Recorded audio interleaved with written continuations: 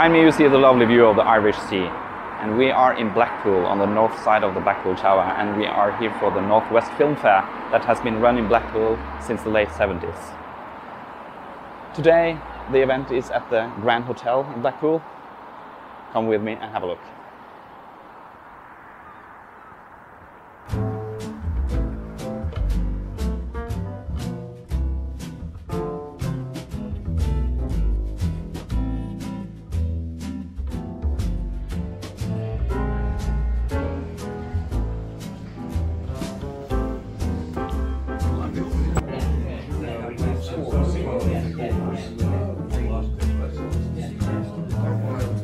Yes.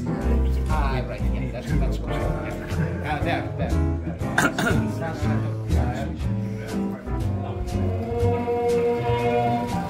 Princess Alexandra, sister of the Duke of Kent, will arrive at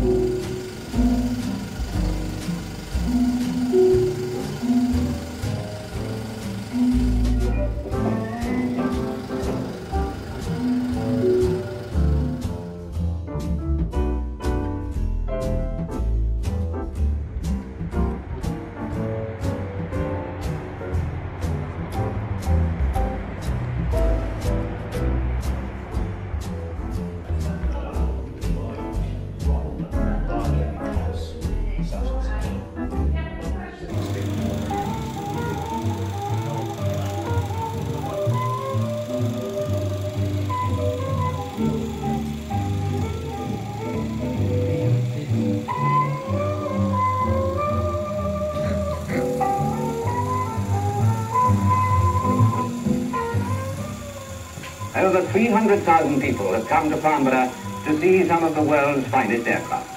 This year, the fighters are particularly interesting because this is the first time the public will see and hear supersonic. So do I. We're in the same business, huh?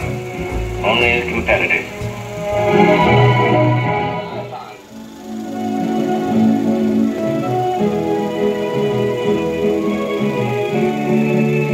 That's where they were. You hit them? Sure they hit them. But she won't tell me where. They're afraid. She's afraid of me, you, him, all of us. Farmers. Their families told them we raped them.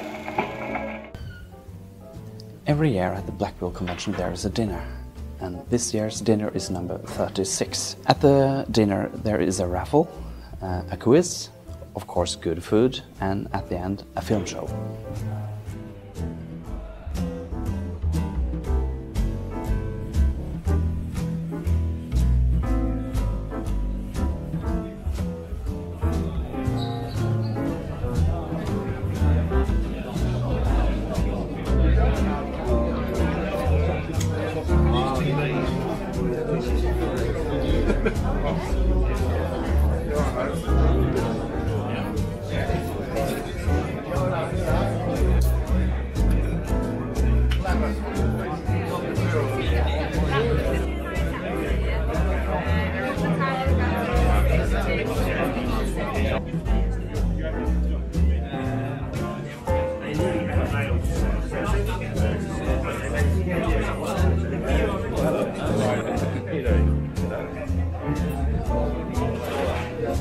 Size of that, okay?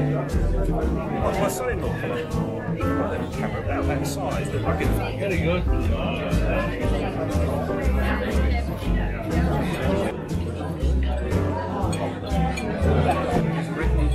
It doesn't always. Salt is always. Yeah, that's all.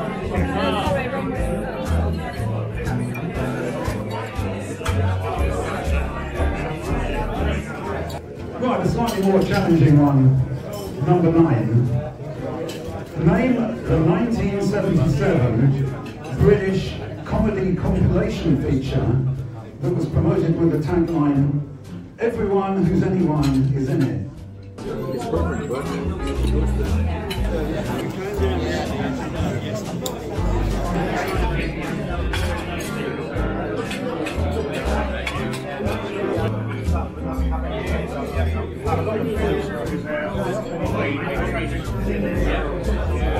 Question 7. The second Muppet film from 1981 was The Great Muppet Caper.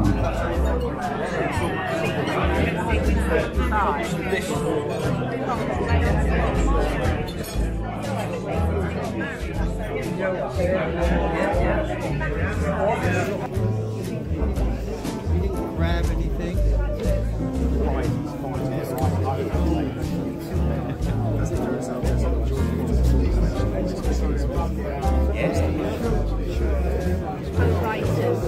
So they're doing a lot of like.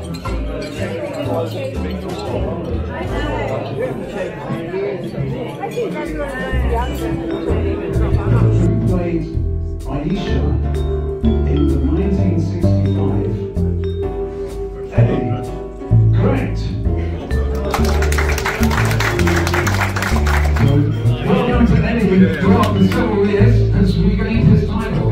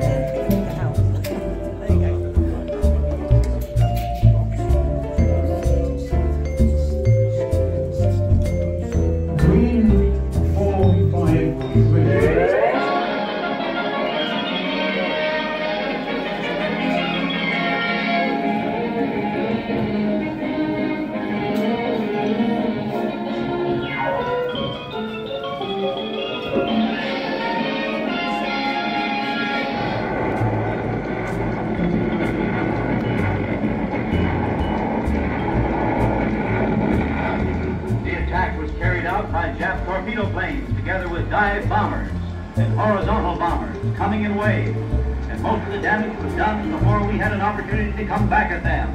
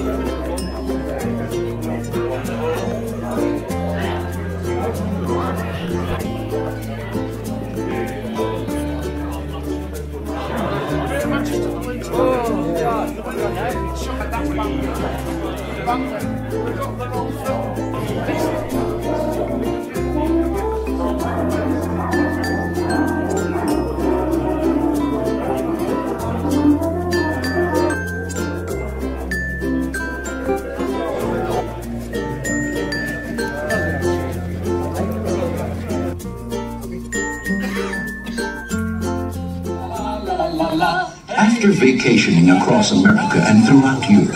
Take it, Russ. This holiday season, the Griswolds are going to play it safe. We're stuck under a truck.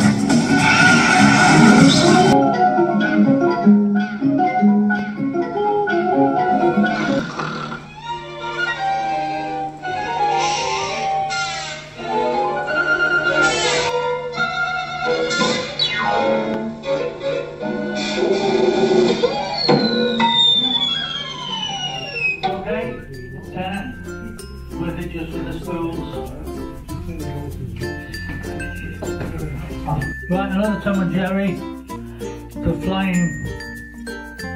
Flying Cat, yeah, 1952, Super 8 colour sound, good, slight fade, film office release. It's alright here, you see how they give it a voice for the gods, 12, right, okay, 12, 13, right, last chance, going once, twice, 3 times.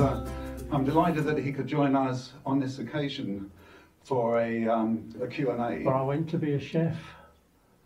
But it was being a chef that I was able to meet Derek, because he used to park his car on the car park and then zoom off somewhere. He never came into the bloody hotel, he used to zoom off. And then I was looking through this catalogue I'd sent for, a hire catalogue, Derann Film Services, and they were only around the corner, but they wouldn't supply them to me because the hotel address was not permanent, so they wouldn't hire to me. But there in this hire catalogue was a picture of this man I used to see climbing out of his car and walking away every Tuesday night. Because I used to smoke then, you see, so I used to nip out for a cigarette. So the next time I saw him, I went up and said, "I know who you are." And we got talking, and after 6 months, I was offered the job there. But I used to go up in my chef's clothes, rewinding the films in the 16mm library as it lost. So when was that then that Derek offered you a job? Probably 1975. And then he invited me, him and Johnny. Do you remember Johnny Thompson, our electrician? Yeah, Johnny didn't actually work for the firm then, but Derann used to do a series of film shows at working men's clubs in the Midlands. And he invited me along one night and said, "Would you like to come along to one of the film shows we're going to do?" I mean, I knew what 16mm was by that time, but I didn't know they were going to use 2 projectors and do a changeover. I mean, it was, for me, it was all such a wonderful experience first time. And they were showing, believe it or not, they were showing Christopher Lee in Dracula. That was the first show I ever saw them do together. And then 3 months later, he said, "Well, you wouldn't like to work at Derann, would you?" I said, "He really didn't think I was that interested." I don't think I was expecting the offer, but it was film and that was it. It just the chance to work with movies, not film. I don't think it was the film that attracted me. It was the very fact it was just going to be movies. And that's really how it all started. So at that time, around the mid-70s, the hire library was still going, and it was the biggest part of the company. I mean, Derann had got a fair amount of stuff available for sale, but the quality, well, let's not nudge about it. It wasn't particularly brilliant. But the library was probably one of the largest of its kind in the Midlands, at least. I don't know about the rest of the country. Well, moving on a little bit to the start of the 80s, there was a period when Derann suspended new releases. I wondered, would you say Derann got very close to completely pulling out in the same way that other companies did? I think that Derek assumed that video would kill it. I think, you know, VHS and Betamax were fighting to see who could get supremacy. It was a market that we entered solely because it was the only way we could see forward. We didn't. Those years are hopefully erased from my memory. I hated the years in the video market. But I think Derek sincerely believed that the Super 8 market would end. Well, you mentioned visiting film offices that looked a bit dishevelled, and I know that cinema attendances did reach a low point in the early 80s, and so the British film industry had declined seriously. Do you think perhaps some of these companies saw 8mm as an opportunity to get a bit of extra income? Some of them, yes. Some of the lesser ones, but Enterprise Pictures, I mean, they just thought they were... Everything we had off Enterprise Pictures was worth 10 times the amount that we wanted to pay. But Enterprise had a nice office. It was probably one of the smartest offices we ever went into that wasn't a major. But generally, they were pocket money. In fact, I think this is what put a lot of people off bothering, because raising all that paperwork just to get in £200, and I didn't think it was worthwhile. So most of them just refused point blank because of that. It just wasn't worth their time. People like Michael Myers at Miracle Films, he was willing to do anything for a quid. No, it did depend on the company in question. Well, I suppose it was the ITC deal that led to Raise the Titanic, which was the groundbreaking launch of a film in full length, 600 foot, or initially 2x400, and trailers, which clearly indicated there was a market. Wasn't the when Derann had the film library rental, there were certain projectors you wouldn't, if you had that made. Chinon, but it wasn't all Chinons. It was a specific model. And then we did. It was one of the things that when you joined on the form, you used to have to put your projector and the model number. And it was noticeable that the one that we were getting a lot of damage back, and then somebody realised that that damage always occurred on a specific Cinerex, a Chinon. I don't know which model, so we stopped it. We wouldn't allow it. But we had a letter from Dixon's, because it was a part of Dixon's, and they were really irate about it. I remember Derek coming downstairs and saying, I've had this letter off Dixon's. But he explained to them, and eventually they discontinued the model altogether. Yeah, I remember that. I wrote a letter saying, have you got this model of projector? I said, no, thank you. Well, originally they did say they would exchange the projector for another model. I don't know whether they actually went through with that. I mean, I don't know. But it's the only time that it's ever happened with, I mean, let's be honest, all projectors can cause damage if they're not properly looked after, but I'm afraid this machine just wasn't built to show films. Right. Anyone else got a question? When and where did you meet the late Tony Hutchinson? Do you have any particular memories of him? Oh, Tony. He's always there, wasn't he? He even had a stall at an open day. He used to come to a lot of open days. Well, we were trying to revamp the open days because, like everything began to stumble towards the end. And Tony was always a good lad. He refused to bring film. He wouldn't bring film and jeopardise our sales. He only ever bought magazines, books. He would not jeopardise our sales. He was a really good lad. But as for the first time, he just always seemed to be there, but I've got no specific recollection of when I would have first met him. Did you do any of the editing of the cut downs yourself? In the early days, I was given a few to do. The first thing I was ever given to do was a short aeroplane thing, Phantom Pilot. And it was a 20-minute short, and I had to knock it down to 8 minutes. That wasn't easy. That wasn't hard to do. I mean, it was a plain film. I mean, what can you do with a plain film? And then he asked me to do, he gave me one of the rank titles to do the history of Mr. Polly and a submarine film with John Mills. And I don't know whether it was We Dive at Dawn or, what was the other one we did? Above Us the Waves? Above Us the Waves. It was one of those two. And all he said to me was, try and get rid of the first 20 minutes, you'll find it easier after that, he said. Back we struck 16, 35mm. And then, of course, later on, Disney were only too pleased to print reduction 16mm negs at Technicolor. But every negative we had for those Disney films used to knock us back about $6,000. just for one title. And they used to say it was, but I mean, we all know the story of Little Mermaid. When that was first put out, we were never happy with the quality, but because it had been printed by Technicolor in New York, Disney were convinced that it was the best they could produce. But eventually they relented and did say we could have a new negative, but they wanted us to relaunch it and sell prints all over again, and people weren't going to buy a second print of a feature film for 275, so we never reissued it.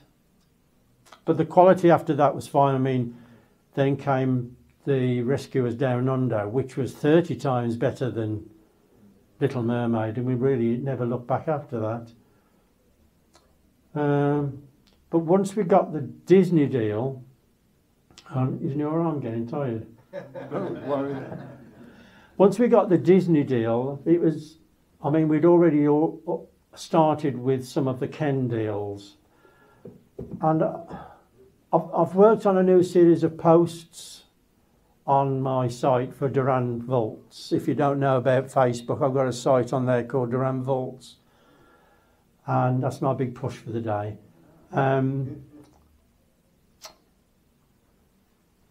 The MGM stuff has always been assumed that we dealt with Ken. But really what happened was that MGM actually contacted Bob Lane of Ken Films to offer him the rights to issue features.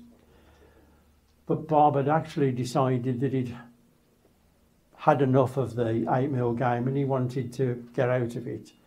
So he spoke to MGM and told them that he had somebody that he thought could handle the deal better than him at that time. And MGM relented and said, okay, go ahead. So we picked up the MGM deal that Ken Films had been offered. So the first 5 titles, then Meet Me in St. Louis, Gone with the Wind, Three Musketeers with June Kelly, whatever. We knew those titles were going to be issued, but after that, really, there was nothing that we couldn't have issued unless there was a problem with master material, which was our biggest problem generally, was master material. I mean, Fox were only, once they found out that we were having stuff off MGM, Fox were only too happy to let us release anything that they'd got. But it was the same thing. I mean, we were looking at things like Cleopatra, and because it was scope, but they just said, no, I'm sorry, we just haven't got a reasonable, without you striking brand new material from the word scratch. So it was just far too expensive. And because we'd had so much sex with The Sound of Music, what was Carousel, King and I, obviously we never got to Oklahoma and my favourite South Pacific, solely because they were still owned by the Hammerstein estate, and they were talking telephone numbers, they were. But we wanted to put out, like, we thought State Fair might be a good thing. That wasn't, the quality of that, they said, just wasn't good enough. So there was lots of stuff that we tried, but Rank were the same. I mean, Rank was wonderful. They just said, if we've got a negative, you can put it out. And of course, because Rank had issued stuff from Orion, which is why we were able to get Silence of the Lambs and the RoboCop Platoon, all came through because the fact that Rank just said, if we've got a negative, use it. Well, I remember Derek announcing that, and I think he was quite surprised that they said yes, wasn't he? Yeah, well, I think we were all, I mean, you've got to think that most of these deals by now, we didn't even have to go to the offices. They knew us so well that most of those deals were done on the phone. It was all phone. I mean, we never signed a contract. I sort of did an open contract, and Peter at the labs used to say, oh, I've just found a negative on such and such. Do you think you could put that out? And we'd say, run us off a print. And if the print was good enough as a test print, we used to say, yeah, and then he used to phone up Rank and say, add this to their contract. And basically, we got this open contract, and they just used to write the new title in. There was never any signatures. But I mean, we had some right crap, really. I mean, all Coppers are, and some of the Doctor's films, which It was a terrible film to start with, All Coppers Are, but we might have sold 3 copies, but we didn't have to pay anything up front, no negative costs. So it didn't really matter. I mean, there must have been, I think there was nobody more surprised than me when we got Silence of the Lambs and it was like only 2 years old. I mean, who'd have thought that? And considering that it's not the sort of film that you want to watch more than once, well, in my opinion, it's a great film, but once you've seen it, but people were buying it for some reason. I don't know why. Disney's, I can understand. I mean, we've all got our favourites. We went to, we did a lot of trips to the States. Ivy Films we visited in New York. That was the Captain Marvel stuff. In fact, he'd more or less completed that deal when over the telephone. I think he dealt with somebody called Sidney Tager, but I think it had all been done on the phone. But Sidney did visit the shop later on because he wanted us to do a second deal with him for another batch of film.